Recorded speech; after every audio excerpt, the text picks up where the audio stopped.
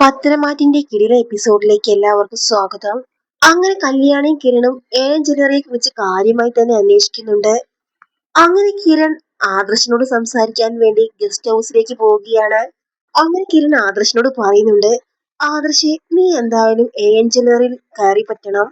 അതെങ്ങനെ സാധിക്കും? എന്നെ അവർക്ക് തിരിച്ചറിയില്ലേ? നിങ്ങളെ അവർക്ക് അറിയില്ല. അതുകൊണ്ടാണ് നിങ്ങൾ ഇത്രയും കാലം പിടിച്ചു നിന്നത്.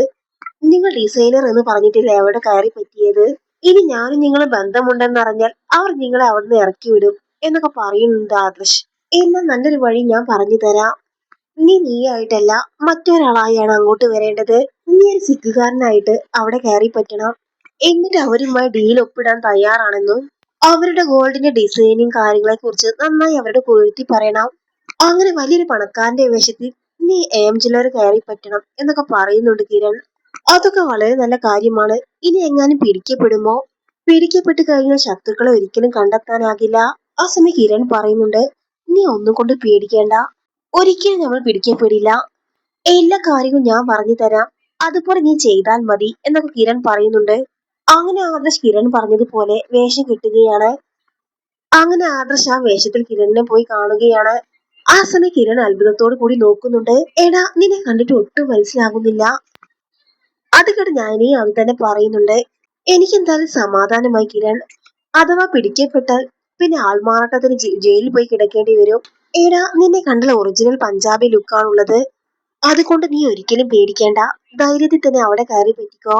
സൗണ്ട് ഒന്ന് മാറ്റി പിടിച്ചാൽ മതി. അതുപോലെ ഭാഷ രീതി മാറ്റി പിടിക്കണം. അവർക്ക് ഒട്ടും സംശയം തോന്നില്ല. എനിക്ക് ഹിന്ദി നല്ല വശമുണ്ട്. അതുകൊണ്ട് തന്നെ ഹിന്ദിയിൽ സംസാരിച്ചാൽ മതി എന്ന് ആദർശ് പറയുന്നുണ്ട്. അങ്ങനെ ആദർശ് വേഷം കെട്ടി ജ്വല്ലറിയിലേക്ക് പോവുകയാണ്. അങ്ങനെ ജ്വല്ലറിയിലെ MD ഡേവിഡിനെ കാണുന്നുണ്ട്. അങ്ങനെ ജ്വല്ലറിയെ പുകഴ്ത്തി സംസാരിക്കുകയാണ് ആദർശ്. നിങ്ങളുടെ ജ്വല്ലറിയെ കുറിച്ച് ഞാൻ ഒരുപാട് കേട്ടിട്ടുണ്ട്. നിങ്ങളുടെ ഡിസൈനിനെ കുറിച്ച് ഞങ്ങളുടെ നാട്ടിൽ എല്ലാവരും പറയാറുണ്ട്. വളരെ നല്ല ഡിസൈനുകളാണ് നിങ്ങളുടെ ഗോൾഡിന്. അത് കേൾക്കുമ്പോൾ ഡേവിഡിന് വലിയ സന്തോഷമാകുന്നുണ്ട്. നിങ്ങളുമായി ഡീൽ ഒപ്പിടാൻ ഞാൻ തയ്യാറാണ്. അതുകൊണ്ട് തന്നെ ഞങ്ങളുടെ ബിസിനസിന്റെ വളർച്ചയ്ക്കായി നിങ്ങളുടെ ഗോൾഡ് ഡിസൈൻ ചെയ്തു തരണം. അത് മാത്രമല്ല, നിങ്ങളുടെ മുകളിലുള്ള ആളുകളെ എനിക്ക് കാണണം. അവരുമായിട്ട് എനിക്ക് സംസാരിക്കണം എന്നൊക്കെ ആദർശ് പറയുമ്പോൾ, അതിനെന്താ, ജ്വല്ലറി ഏറ്റവും തലപ്പത്ത് നിൽക്കുന്ന ആളുണ്ട്. അദ്ദേഹമായി നമുക്ക് സംസാരിക്കുകയും ഡീൽ ഒപ്പിടുകയും ചെയ്യാം. പിന്നെ മൂർത്തി ജ്വല്ലറിയെ കുറിച്ച് അറിയാമല്ലോ. ഏറ്റവും നമ്പർ 1 മുന്നോട്ട് നിന്ന ജ്വല്ലറി ആയിരുന്നു. എന്നാൽ മൂർത്തി ജ്വല്ലറി ജനങ്ങളെ പറ്റിക്കുകയാണ്. അവർക്ക് എന്തായാലും വലിയ ഡീല് തന്നെയാണ് നഷ്ടപ്പെട്ടത്. മൂർത്തി ജ്വല്ലറി യഥാർത്ഥത്തിൽ തീരെ ക്വാളിറ്റി ഇല്ലാത്ത ഗോൾഡാണ് പ്രൊവൈഡ് ചെയ്യുന്നത്.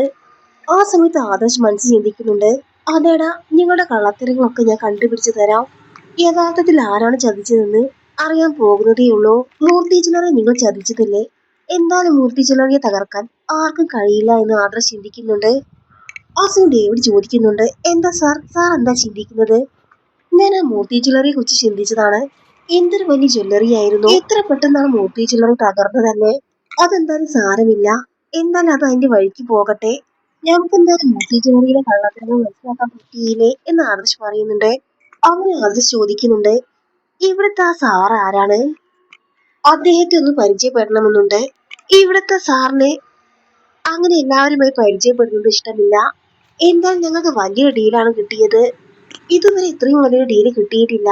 ആ സ്ഥിതിക്ക് നമുക്ക് രഹസ്യമായി സാറുമായി സംസാരിക്കാം. നമുക്ക് രഹസ്യമായി ഒരു ഹോട്ടലിൽ വെച്ച് മീറ്റിംഗ് കൂടാം. ആ സമയം ആദർശ് ചിന്തിക്കുന്നുണ്ട്, എന്തായാലും തേടിയ വള്ളി കാലി ചുറ്റി. മൂർത്തി ജ്വല്ലറി ചതിച്ച ആ വലിയ ശത്രുവിനെ കാണാൻ പോവുകയാണ്. എന്തായാലും വിചാരിച്ച പോലെ കാര്യങ്ങളൊക്കെ നടന്നു എന്നൊക്കെ മനസ്സിൽ ചിന്തിക്കുകയാണ് ആദർശ്.